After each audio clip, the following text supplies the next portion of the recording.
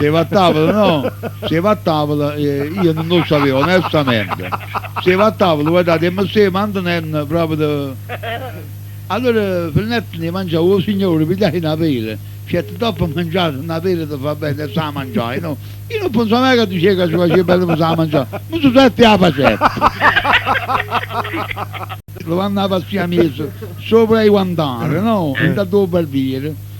La faccia sua, ha fatto una scorrettezza un po' più che si sentiva. Ha detto che beh, dice tu vedi che sta male.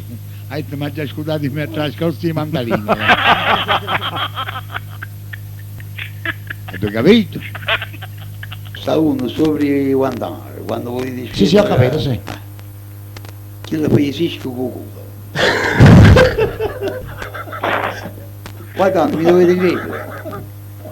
Sapete come si è scoperto il fatto? Perché chi le faceva una perda, no? Con buona salute.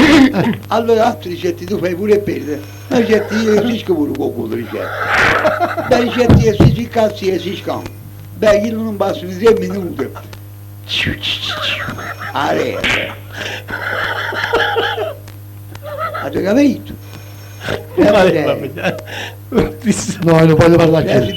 90 anni vengo io posso dire l'età giusta, ma ne è vendita uno che si scava con culo. Maria.